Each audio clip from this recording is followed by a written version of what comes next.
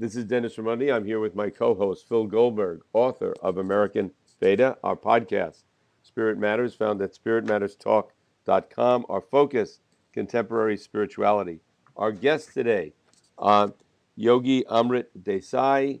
He is one of the founders and one of the earliest pioneers of yoga in the West, and is one of the few remaining living yoga masters who originally brought the authentic teachings of yoga in the 1960s. I believe he arrived in the United States 8 years after the passing of Paramahansa Yogananda, and I think that was 1960. So, uh, Amritji, thank you so very much for taking the time to come on our podcast today. Thank you, Dennis. It's nice to be on your show. And I'm so happy that you bring spiritual message and messengers on your show. I'm so happy to be on your show. Thank you. Very good. Amritji, Dennis alluded to the fact that you came in 1960. A lot of the yoga masters and swamis that people are familiar with came around that time or later in the 60s and 70s.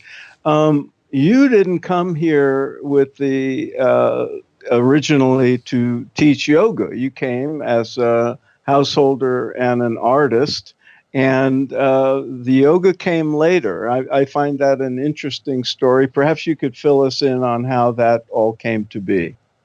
That's a very, very good question. Actually, when I came here, I came as a student of art, and I was registered in a Philadelphia College of Art. But at heart, I was already a disciple of a enlightened master, Swami Kripalu, and I met him at the age of 16. So that was in my heart, in my blood, in my breath, all over. So as a result, even though I was here as a student, I immediately saw one time, I used to stay at the International House of Philadelphia, where all the foreign students stayed on a very, all international students stayed in a very inexpensive way, very well. So they had an international festival ball for all the different countries representation. So I represented yoga, and I play flute and harmonium. So when I demonstrated the yoga, I had the most amazing response, almost from the very beginning at the International Festival Ball.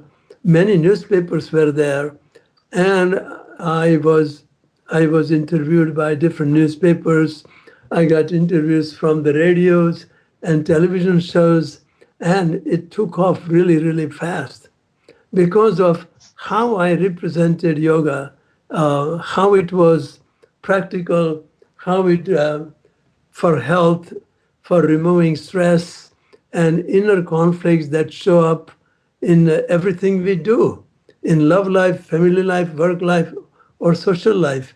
So my application of yoga was so practical, and that it grew very quickly in Philadelphia area, and it grew very big.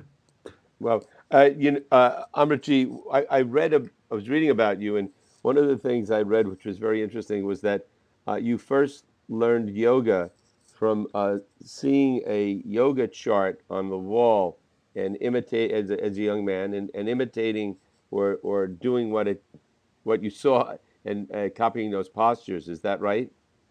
Yes, that was my young age when I was always interested in sport and health. So at early age, I was going to the gym.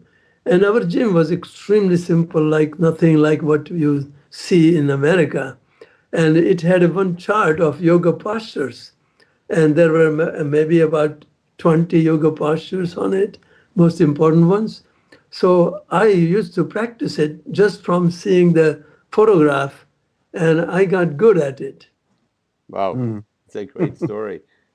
And you went on in the 60s to start some yoga centers in Pennsylvania, and evidently, from what I understand, they grew, and then eventually you moved to Western Massachusetts and founded what came to be known as Kripalu, and now you're in Florida at the Amrit Yoga Institute. That's right. And throughout, there, we all know there's many different forms of Hatha Yoga. Yours seems to be distinctive in certain ways. Can you explain what makes your Amrit Yoga, or I don't know if you call it Amrit Yoga? I don't even know what to call it. Right. So this yoga is very unique and distinct because it came from my awakening in 1970, and I saw the whole new depth of yoga that I could not see before that. And also, after the experience, when I read Patanjali Yoga Sutras or Yoga Bhagavad Gita, I saw something so completely different that before awakening, I couldn't even see it in those books. So then I developed the whole yoga that was similar to what Patanjali, the father of yoga, that wrote about yoga more than 2,000 years ago, that is called Ashtanga Yoga. But he is talking about the yoga of meditation, because up front in Patanjali Yoga Sutra, he says yoga means witnessing the modifications of mind. That means yoga is not about the what he talks later on about yamas, niyamas, asana, pranayam, pratyahar, dharana, but he says yoga begins with dhyana, means meditation. Why? Because integration happens only when you go through the door of meditation. And it does not happen if you go through the yoga postures alone. So what Patanjali is saying that you have to use all the limbs of yoga as an entry point using meditation to go into the inner dimension of yoga. So most people, popularly yoga is practiced as a physical discipline of postures. And the postures are good for health. They bring energy, they heal your body, they lose weight, you become more flexible. But Patanjali says that's not the purpose of yoga. And you cannot reach the integration that yoga does, unification that yoga brings, and harmony that it brings, and health that comes with it. So Patanjali says yoga means witnessing modifications of mind. So the new approach that I created called Kripalu Yoga and now Amrit Yoga, it is called yoga of meditation in motion. That is precisely, I'm following the principles of Patanjali's Yoga Sutra that is completely missing from the popular practice in India as well as here.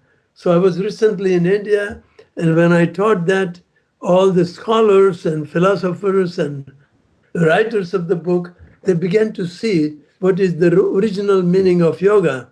Because meaning of yoga means integrating the parts of your different levels at which your consciousness manifests is like Annamaya Kosha, physical body, Pranamaya Kosha, energy body, Manomaya Kosha, mental body, Vigyanman Kosha, wisdom body, and Anandamaya Kosha, bliss being that we are.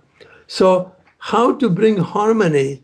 So when yogis practice yoga as physical yoga postures, they are not engaging the mind into it, integrating mind to be in tune with what they are doing.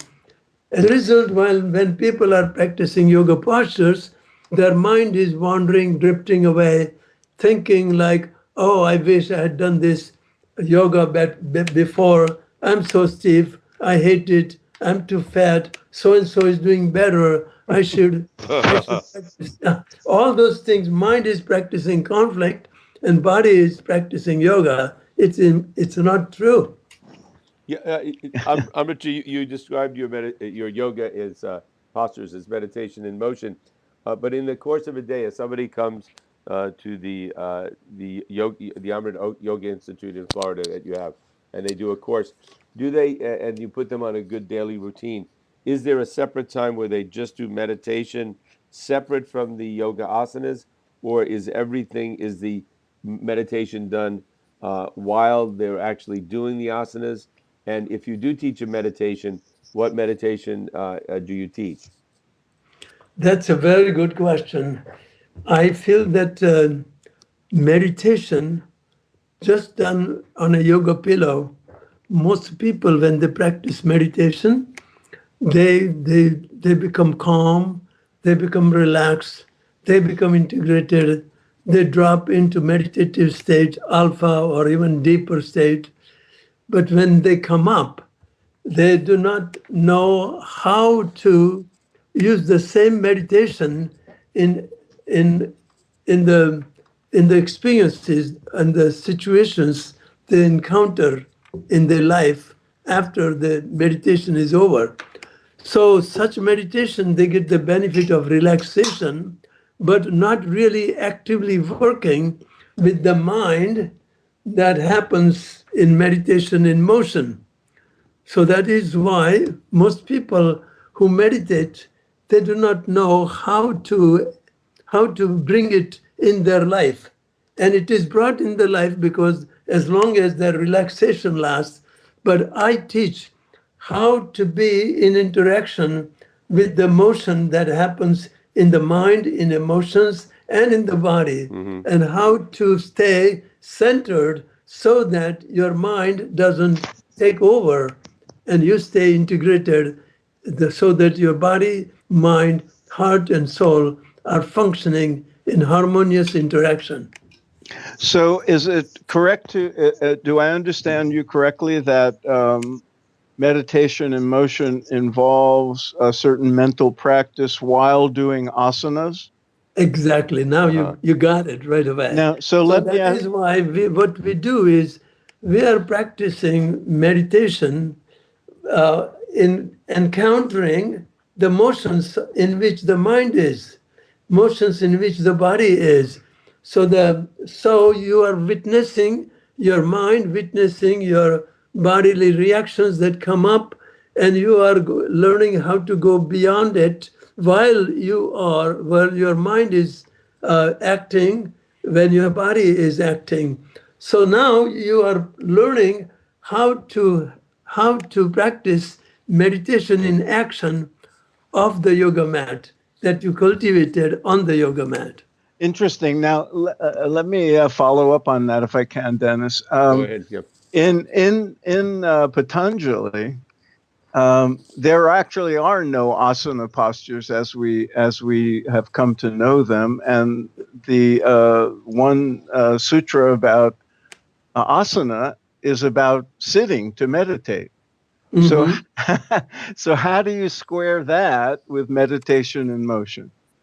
So there might be one sutra, but that sutra is not about sitting quietly necessarily, but I encourage sitting meditation.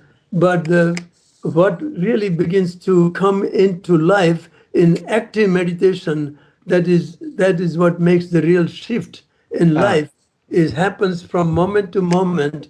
Every time your mind is reaction and you are engaged by reactive perceiver, perceiving and interacting with life, you want to change it from time-bound ego mind to how to be into quantum shift, into be in response to who or what is present. So that is not working. Most people who practice meditation, they don't get the benefit of how to bringing it into everyday interaction from moment to moment, how to live in the present. So when you witness your thoughts, you are the thoughts come from the past and about the future, and you are practicing how to be in the present. That is why it is called meditation. Uh, Amritji, you came in 1960 to the United States. When you came, was there anybody to talk to about yoga? I'm curious because things have changed so dramatically, and much of this is what's documented in Phil's book, American Veda. And also, does it bother you now to see the direction that yoga has taken, where it's become very popular and very fashionable, and people do yoga to look good on the beach, or they do yoga, in 110-degree weather, or they do yoga in classes that are like American exercise classes. It's taken so many directions, and you seem, from your background, to be a purist. How does that disturb you? Now, this when people practice yoga on the surface level, it is not wrong. It is not yoga. So I have no irritation, frustrations about it. I'm not frustrated about it at all. I'm on the contrary. I'm happy they're doing yoga and calling it yoga. So one day doing yoga that way, they'll find out there is more to yoga than what they are doing. Mm-hmm. Good point. And to my first point, when you came in 1960, was there anybody else that you could talk to about yoga? Who were the first people you met that had some understanding of it? It was hard to find. I had hundreds and hundreds of students. You would not believe that at the age of, in 1970, my yoga practice teachings grew so big. I had already trained 15 yoga teachers, and I had 150 yoga classes, 150 yoga classes every week. And that's in Philadelphia, of all places. I know. It wasn't the city California. of brotherly love and yoga. So usually everything new like this just gets birthed in California. I gave it I gave it to go in Philadelphia area, and I still have a cyclo-styled mimeograph list of 150 yoga classes. Its location, who is teaching, when does it start, all those things. I still have it. It's like a monument of how things were in yoga world in those days. So in those days, in 1970, this yoga center was the largest of its kind in America. Well, yeah, by 1970, that was just after Woodstock. So Swami Satchidananda was teaching in New York, and things were starting to pick up. But you were there even many years earlier. Exactly. And then me, Swami Satchidanand, Yogi Bhajan, Swami Vishnu Devanand. Yeah. We were all in Atlanta Pop Festival together. After that was another pop festival that was similar to that one. Right. That's great. Can you explain to our listeners, some of whom have heard the term Ashtanga Yoga, but they associate it with the vinyasa that Pattabhi Jois wrote. But please explain what Ashtanga Yoga means in the context. Right. Anjali. Pattabhi Jois has called it Ashtanga Yoga, but I'm talking about Ashtanga Yoga that Patanjali calls Ashtanga Yoga. Mm-hmm.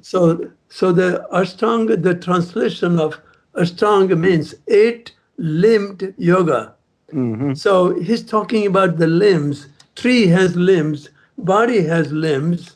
So limbs are fed by one energy that goes through all the limbs.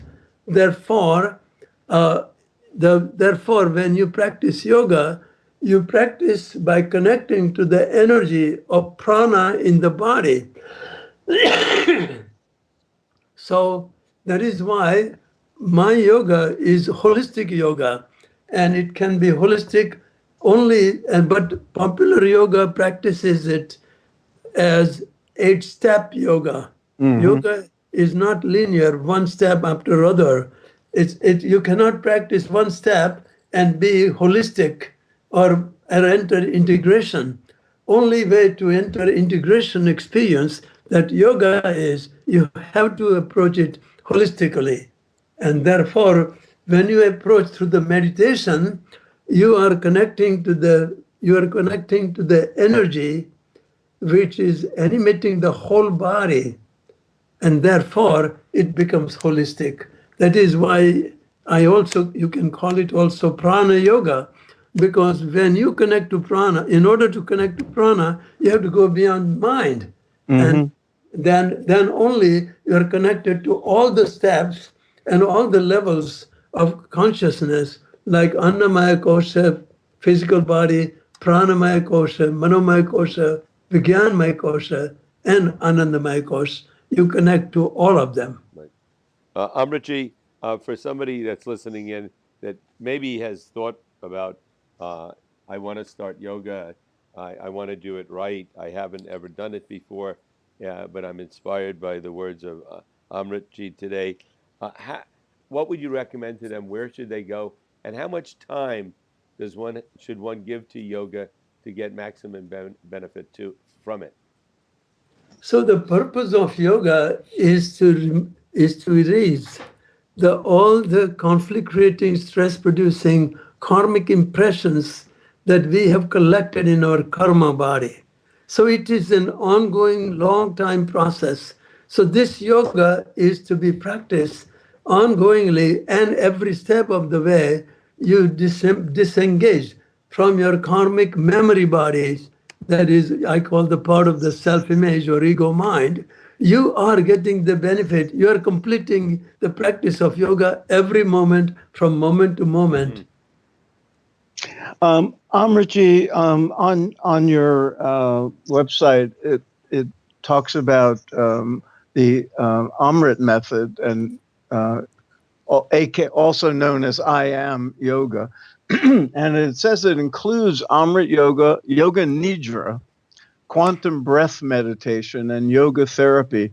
For people who are not familiar with the term Yoga Nidra, can you explain that and what you mean by quantum breath meditation? Yes. So I call it Amrit, or integrative Amrit method.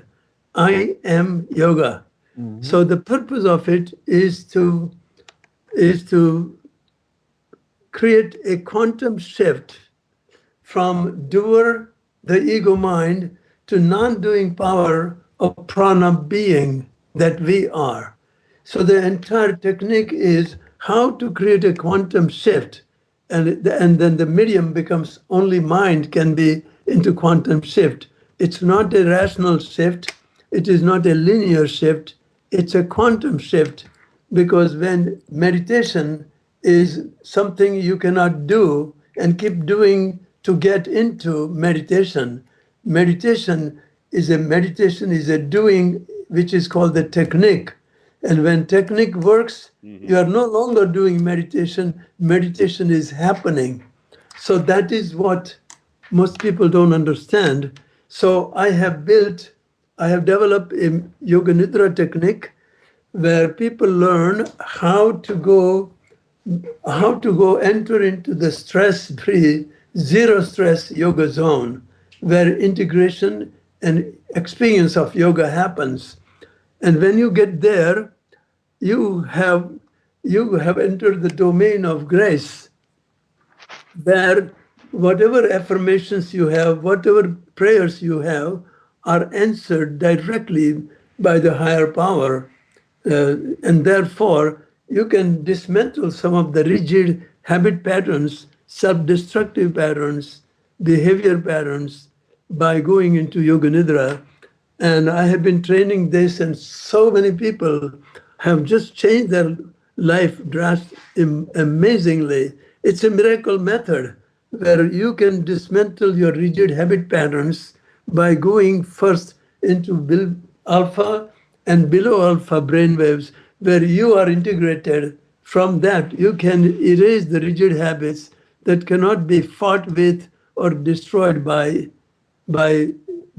doing it through the medium of the ego mind, because you cannot solve the problem by the same ego mind that created it to begin with. So Yoga Nidra helps you to go beyond it, because this Yoga Nidra is meditation-based approach. Amritji, if somebody's in Pittsburgh, if somebody's in Cleveland, if somebody's in Rome, Italy, and they want to follow up with this, you have a website, amrityoga.org. But what should they look for? How do they find a yoga class that will be useful? Yes, I think once they go in our website, they can ask for we have trained teachers all over America and different countries. So people come to us from all over the world. So I think they can find it more from the website itself, or asking a question here in the office. If somebody was interested in finding a local yoga teacher who was trained in your methods, what would they look for? Is it called Amrit Yoga? Would people say they teach Amrit Yoga or Kripali Yoga? No, they call it Amrit Yoga, or that's how they call it right now. Okay, and we should tell people that your Amrit Yoga Institute is in Salt Springs, Florida, and you've trained thousands of teachers now, so they're probably all over the place, and you lead workshops in Florida and in India. And I have to say that because it's public knowledge that you're in your mid-80s, so unless somebody is using Photoshop, you look very good for your age and your. Thank you, because I practice yoga in my life. Otherwise, that is what itself speaks for the yoga that I teach. That's what my life Right. speaks. That's the proof is in the appearance here. Amritji, thank you so much. Any final words that you'd like to share with our listeners? Right. I was in India just for 2.5 months, just came back week and a half ago. And I was attending some of the international yoga festivals. I attended 3 big ones. I was invited as chief guest and doing inauguration ceremonies, because they recognize that the work that I have done is so unique. And that is the one that has brought yoga to the West. So I have been recognized even in India for doing this work for all my life. And it has been, and it was the first seeds that were planted. And it is about my guru's grace. And that is what I teach, the lineage of the masters. Now we have a center in India, in Gujarat, where my guru did his yoga sadhana. When his Kundalini was awakened, he was the first one in the last many centuries of yogis in India who revealed what is the source of yoga, how yoga was born. So when his Kundalini was awakened, his body performed hundreds of postures, and we have the photographs and many, many yoga mudras and locks, everything. There are some of the secret mudras that people no longer know how to do it willfully, happened to him from the awakened Kundalini. So this is the lineage that comes from the real authentic masters who have not just learned yoga from some other person who learned yoga from the books or even scriptures. This comes from the source of all the scriptures, which is God within us. So that is the yoga that I practice. Wonderful. Phil, any final words? No, we should just repeat that. If people want to know more about Amritji, they can go to amrityoga.org or yogiamritdesai.com and visit his Amrit Yoga Institute in Salt Springs, Florida. And we want to thank you, Amritji, for your many, many years of bringing this wisdom to us in America. Thank you very much, Dennis and Philip. It's so nice to be with you. And thank you for having me on your show, because my life is all about how to reveal the secrets of yoga, and that anybody can practice and see the benefits almost immediately Wonderful. when they know how to. Thank you. Very good. Thank you. We hope to have you back on sometime and go more deeply into it. Thank you. Anytime.